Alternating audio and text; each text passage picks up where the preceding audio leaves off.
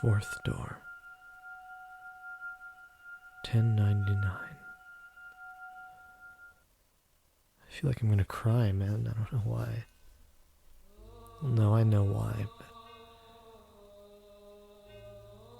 Set on a pot, set it on, and also pour water into it. Gather the pieces thereof into it, even every good piece, the thigh and the shoulder. Fill it with the choice bones. Take the choice of the flock and burn also the bones under it, and make it boil well, and let them seethe the bones of it therein. Thus saith the Lord, woe to the bloody city, to the pot whose scum is therein, and whose scum is not gone out of it. Bring it out piece by piece, let no lot fall upon it.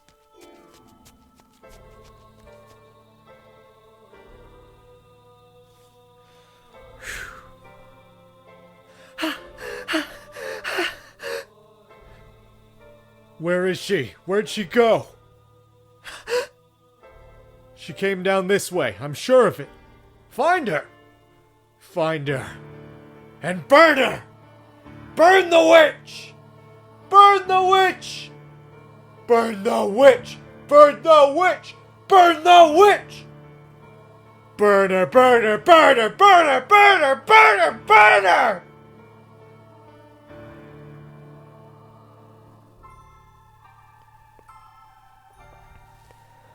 Then will I leave thee upon the land. I will cast thee forth upon the open field, and will cause all the fowls of the heaven to remain upon thee. And I will fill the beasts of the whole earth with thee, and I will lay the flesh upon the mountains, and fill the valleys with thy height. I will also water with thy blood the land wherein thou swimmest, even to the mountains, and the rivers shall be full of thee. Ooh. And when I shall put thee out, I will cover the heaven, and make the stars thereof dark. I will cover the sun with a cloud, and the moon shall not give her light. All the bright lights of heaven will I make dark over thee, and set darkness upon thy land.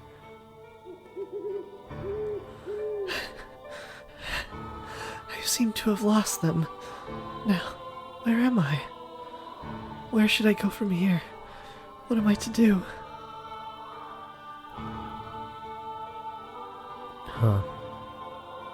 Darkness spreads as far as the eye can see. Not a ray of light shines down upon me. All that strokes my cheek are tendrils of darkness. Every passing day, every fading hour, my world is engulfed in ebony. There exists no kindness in this shadow, only solitude. I've lost track of how long I've been on the run, wandering aimlessly, lost until I arrived at this dark forest. I no longer have anywhere to go. O Father who art in heaven, I kneel to thee within my heart and ask of thee thy blessing. O Father who art in heaven, I ask of thee to shine thy light upon me and show me the way. Please have mercy upon my soul. O Father who art in heaven, I do love thee dearly. Hallowed be thy name. Please show me the way. I may have been shunned and persecuted, and I may have no place to go, but nevertheless I am unable to give up on life, to cast aside my hope.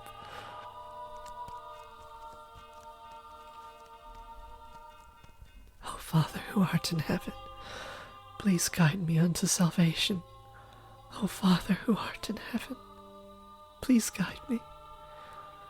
I can no longer remember when my life became naught but running, when it became endless wandering in the dark, and now, when I've reached the point where I've long since forgotten my hunger and thirst, my voice has become hoarse, my vision gone blurry, and my consciousness begun sinking into a hazy morass.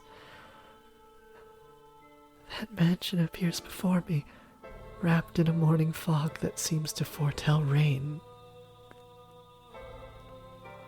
Ugh.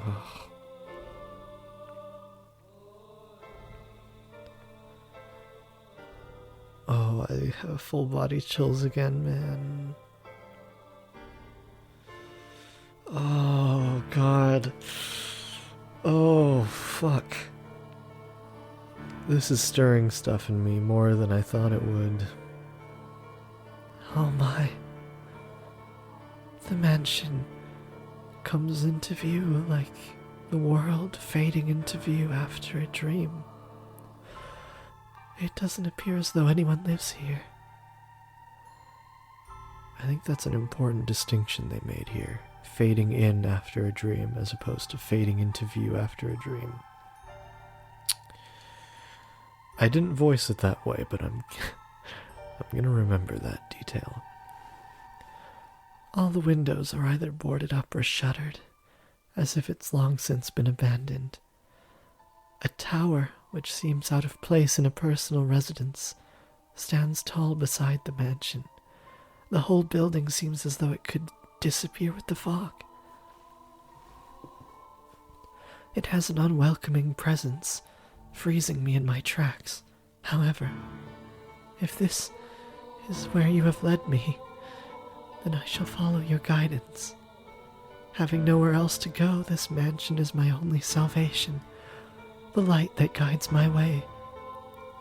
And so I must have faith that no matter what I find, whether spirits or wild beasts dwell within these walls, that this is where I shall find my peace.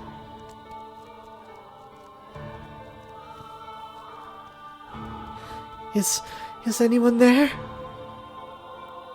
I guess it is abandoned. That makes sense. It would be more unusual for someone to be living in a house so deep in the woods, so far from civilization, like it's been forgotten to time. I can't imagine anyone spending their days here. I place my hand on the front door.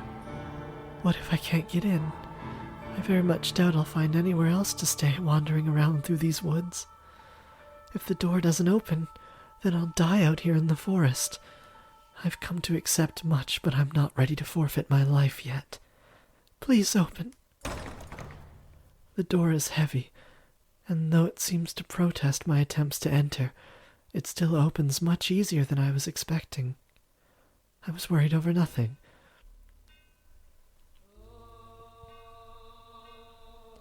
Looking in, I get the strangest impression light is being swallowed up into the mansion's depths. Rather than going inside, it feels as though I'm about to step outside the boundaries of this world. When I close the door, it's so dark I can't even tell where I'm walking. I wonder if the window's open. Though I manage to fumble my way over to a window, it's tightly shuttered, and the shutters are caked with rust. I'm probably not getting it open without a fight. If only I had some source of light. I can't even see my hand waving in front of my face. It feels like the door will fall out from under me and I'll sink into eternal darkness if I don't watch my step. Fighting back that fear, I slowly walk forward, tracing the wall with my hand. There's a door at the end of a long corridor. I pull it open, and a wisp of bone-chilling air brushes past me. It's too dark to see anything, but I can feel something different present in this area than the rest of the house. Uneasiness grips me. Is anybody here? My voice simply disappears into the void. No response. As I'm pushing forward through the freezing air, for a split second, I spot a shimmer of light. Squinting my eyes, I'm able to make out a large window. Unlike the others, it's not shuttered, but covered by drapes. My chances are slim, I imagine, but if there's even a slight possibility of getting some light in here, it's worth a shot. So I pull open the drapes. The next moment, faint but colorful light shines down on me. It's a stained glass window. From beyond the glass, I hear the subtle pitter-patter of rain. I guess it finally started. The different colors of light blend into a milky white, dim but wondrous. It's gorgeous. Why would someone cover this up? It's beautiful. With a little more light, it'd be... Please do not touch the drapes. Or the windows. Suddenly I hear a voice, and I can sense someone else in the room. The man's voice is emotionless, neither deep nor high. Before long he comes into view, illuminated by dull orange candlelight.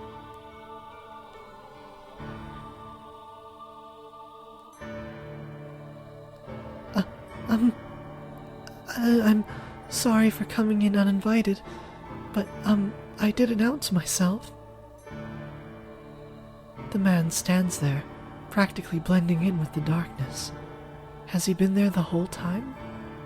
Sam Reich? He's staring straight at me.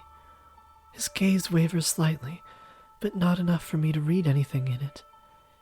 The candle in his hand and the light from the stained glass window are the only illumination in the room, neither of which are particularly bright.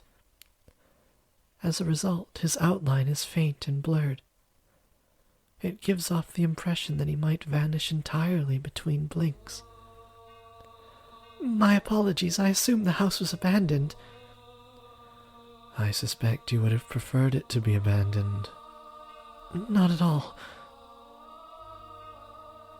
Is this, do you live in this mansion? Yes, I have for a very long time. I thought I had barred the front door, but it would seem I left it open. What brings you here? If you're lost, I'm happy to give you directions. There is a village west of here. It should take you maybe half a day on foot. If you are in need of money, help yourself to some of the furniture. Trade it for food at the village, then make your way to a larger town. Please allow me to stay here.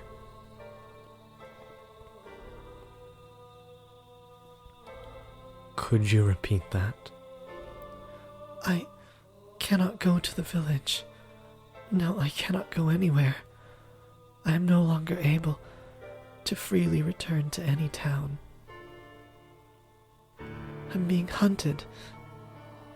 You seem rather young to be a sinner. So you have transgressed. I am neither a thief nor an adulterer. If I bear any sin, then it has been with me since birth. I will do everything I can to stay out of your way. I simply ask that you grant me shelter until it all blows over. If you wish to know of my transgression, I will tell you. So please, do not throw me out. I see.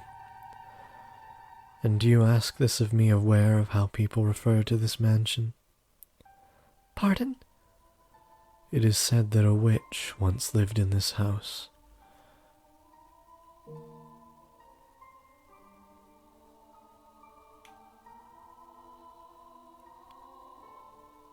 Huh. Something's going on. Fuck. Full body chills are back. Oh god. Oh. Fuck. Even on a... So I haven't gotten this far with either of my friends yet, so this is, I guess, the second playthrough at this point. But even on a second playthrough, this game evokes, like, visceral, physical feelings in me that no other work of fiction ever has. There's a specific part, I'll be sure to bring attention to it when it arrives, that filled me with the sensation like the floor had opened up and I was falling in. And I'd never felt that ever playing a game, consuming fiction. Never. In life, sure. This work mirrors life to such a raw degree that it just evokes all these genuine, authentic, real feelings in me, and I love it so much. And not just any witch, a cursed witch. This house has been tainted by her seething hatred, and all who dwell within it meet their demise. But you live here, don't you? Like her, I too am cursed. Huh? What kind of curse? The one thing I can tell you is that your life is in danger if you get involved with me. Should you approach my curse, I am likely to take your life. You'll kill me?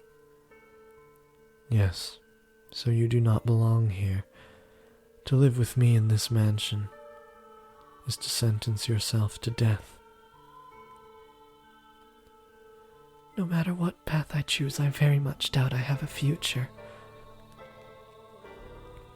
And if that's the case, then I shall live how I want. I don't care what people say about you, or this mansion. I wish to stay here. You might think I'm rather strange, but my heart tells me that I must stay here, that I was guided here, and hearing what you have to say only reinforces that. What are you scheming? I am not scheming anything. I am simply tired of running. So if your curse is going to kill me, then perhaps that's for the best. At the very least, you won't be hunting me. You won't try to flay me or tear off my arms or rip the flesh from my bones. And that's enough for me. If you have committed no sin, then why do they hunt you so fervently? I am accused of being a witch.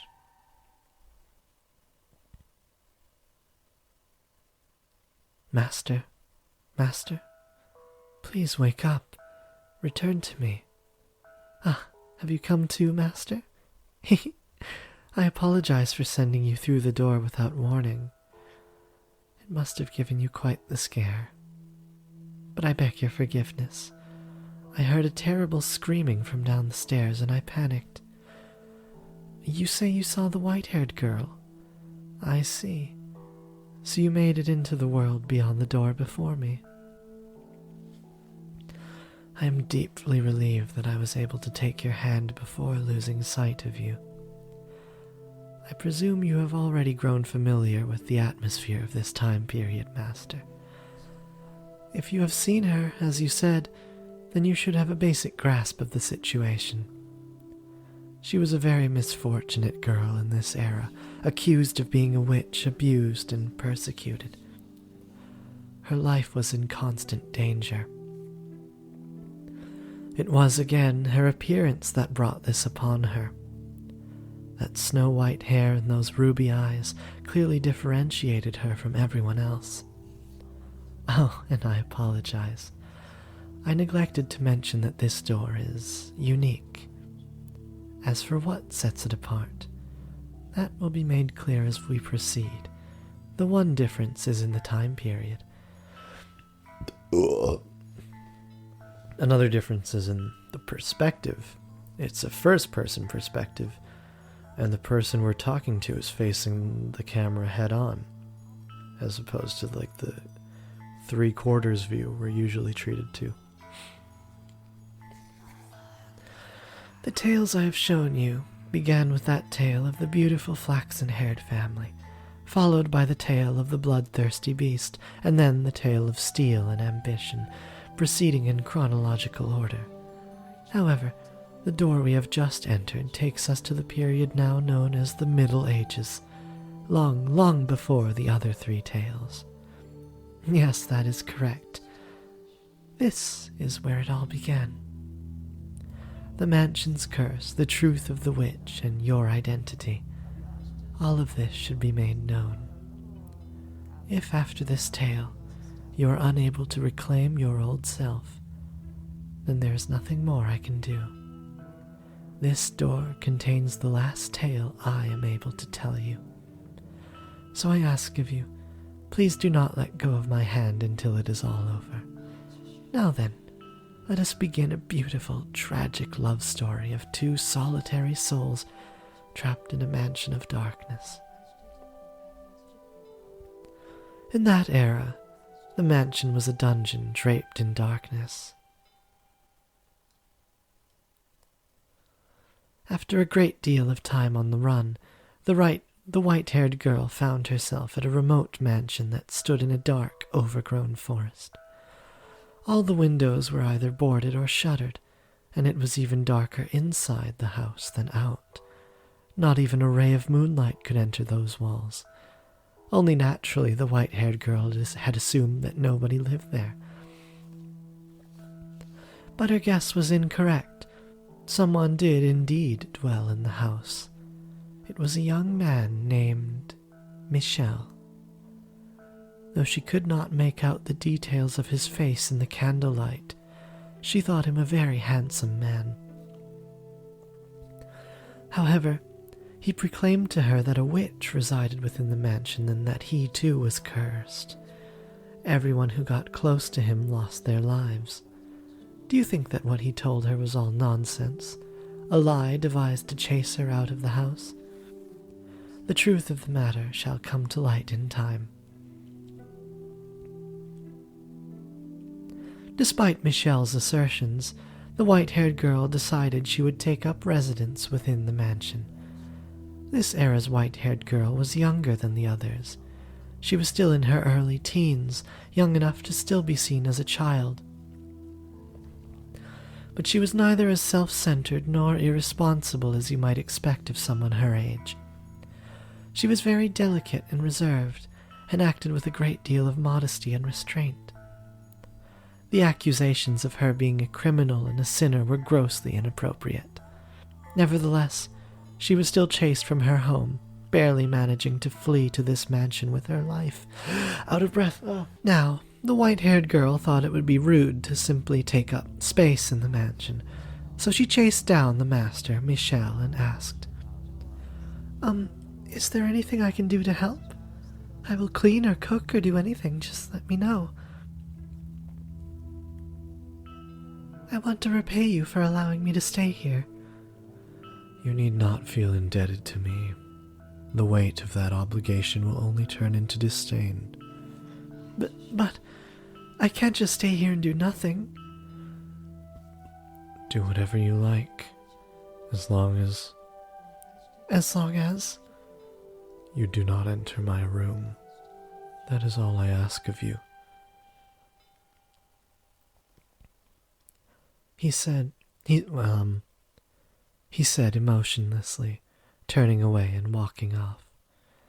Michel was not, I believe, spurning her. He was merely disinterested. He did not treat her disrespectfully, nor did he seem averse to her presence. Words simply did not seem to affect him at all. Not only was the mansion a prison for his body was also a prison ensnaring his heart. I should still do whatever I can, but she did not let her guard down. In fact, she might have even interpreted his disinterest as kindness.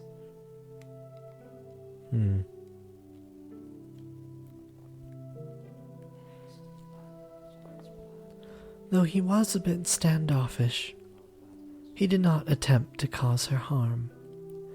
He was nothing like the people who had accused her of being a witch and forced her to flee for her life, and she was deeply grateful for that.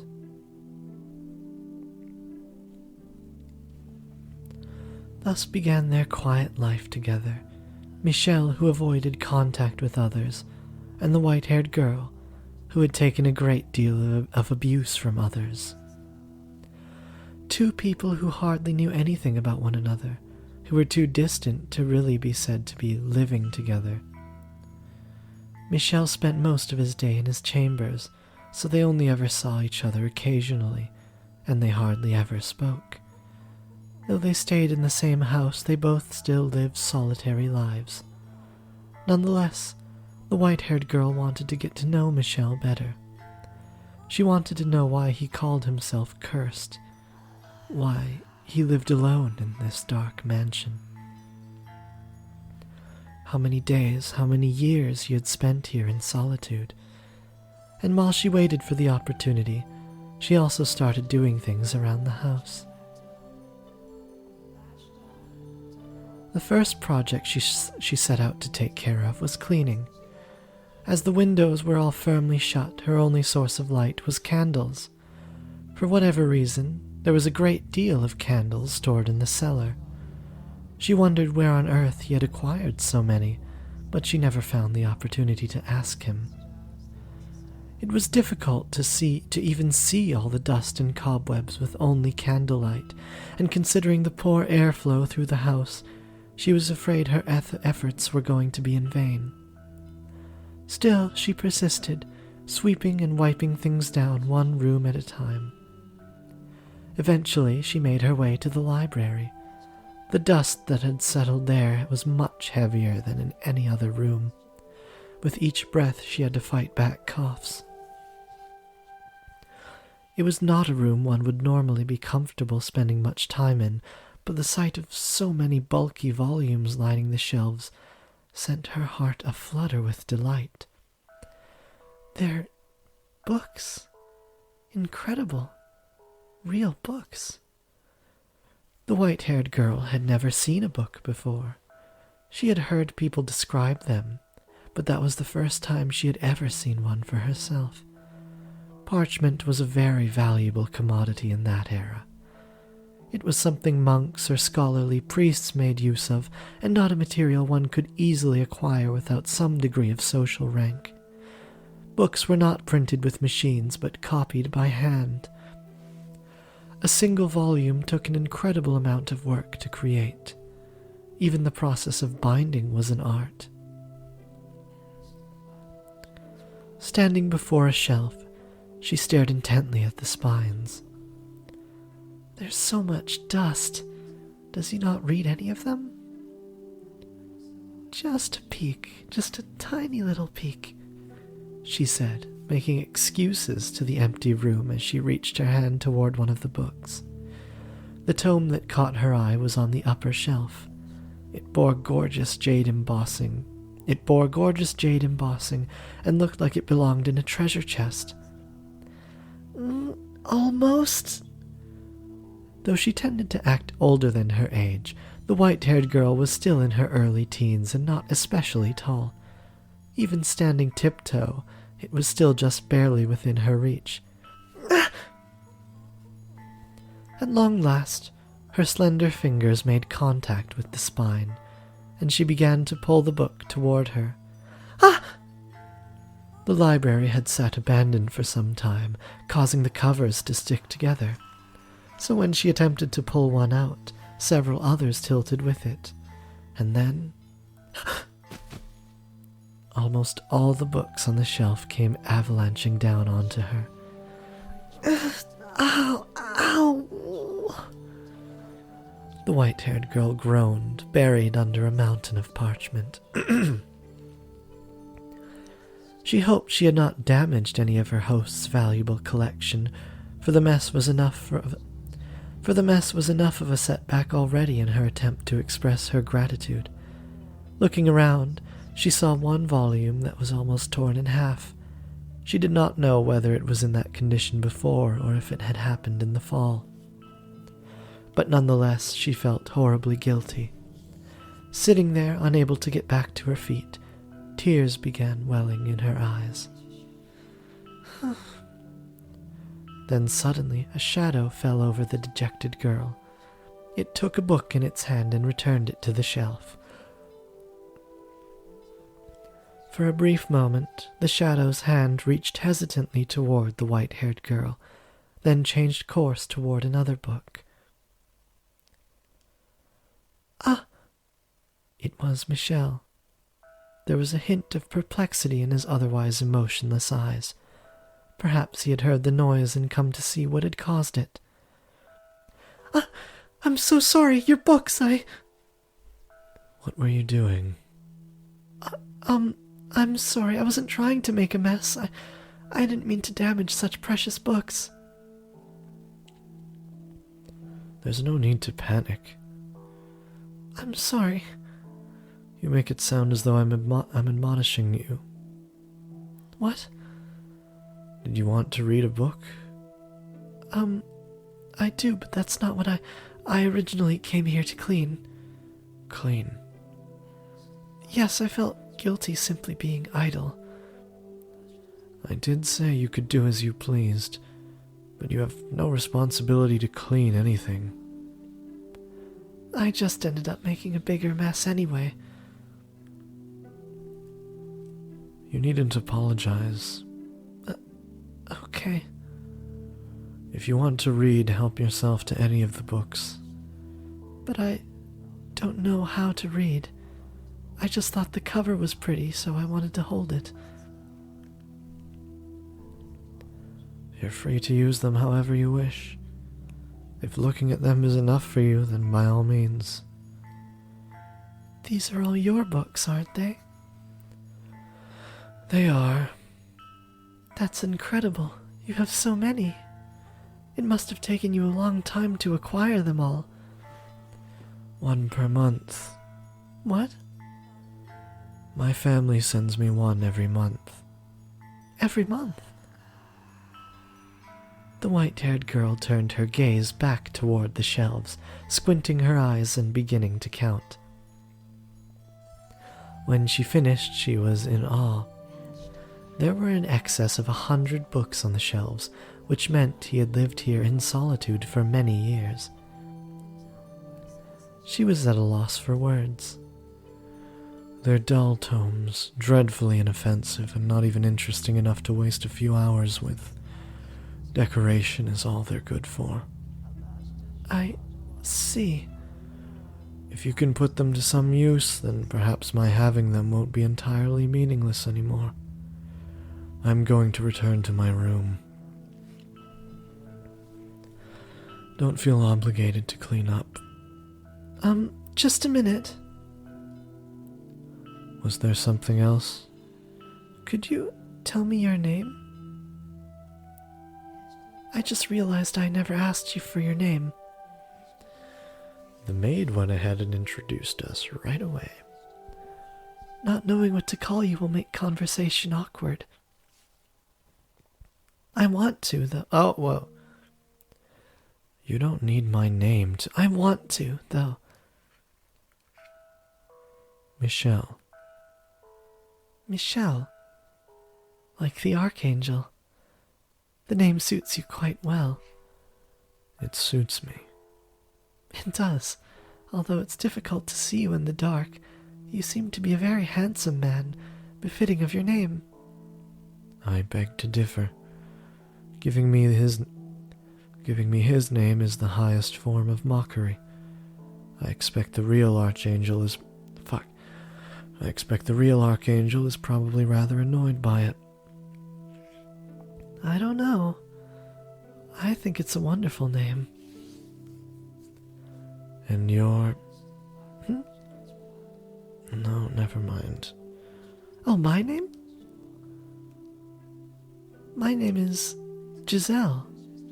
Please call me Giselle. Oh, thank goodness. For what? Okay, Walking Dead writers. That I was able to get your name and talk to you for a little bit.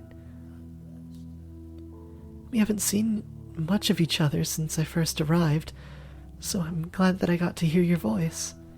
So very glad. You gain nothing by speaking to me.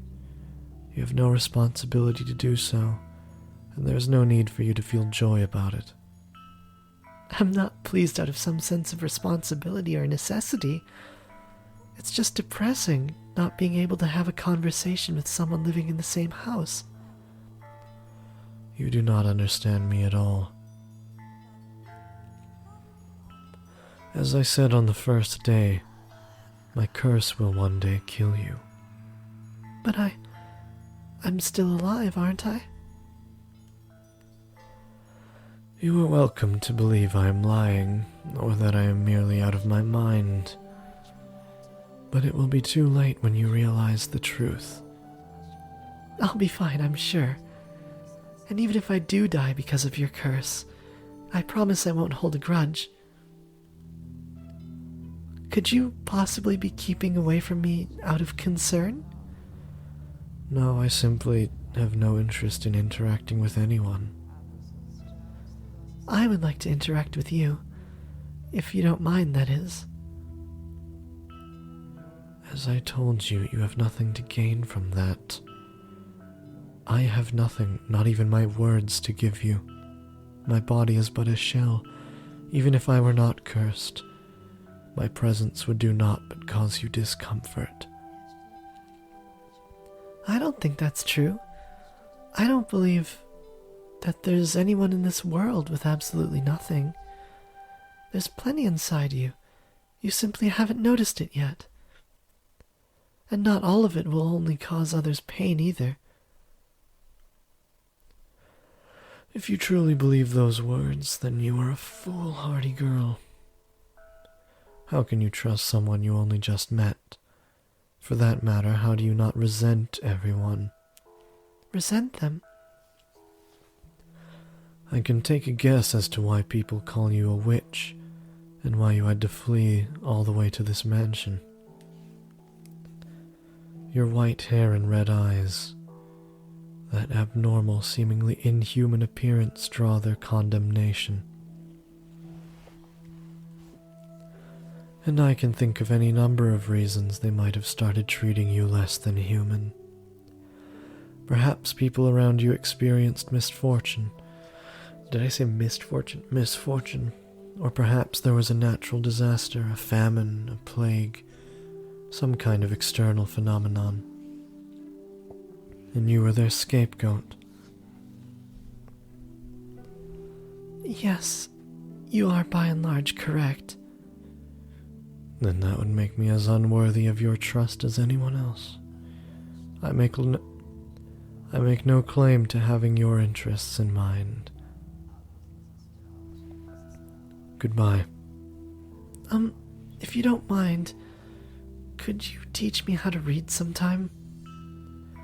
Did you listen to anything I said? I listened, yes.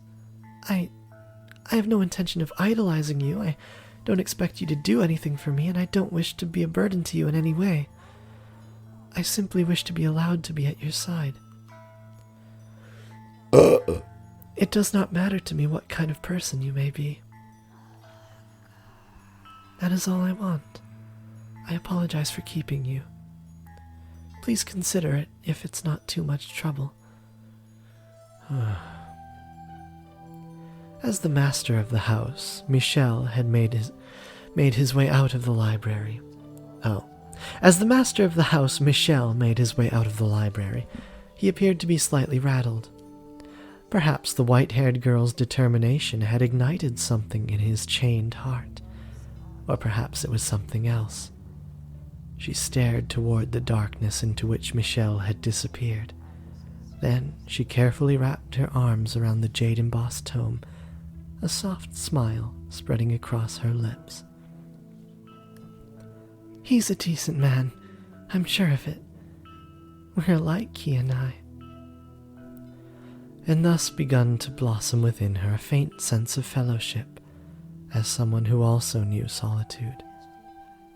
Also with white hair, red eyes.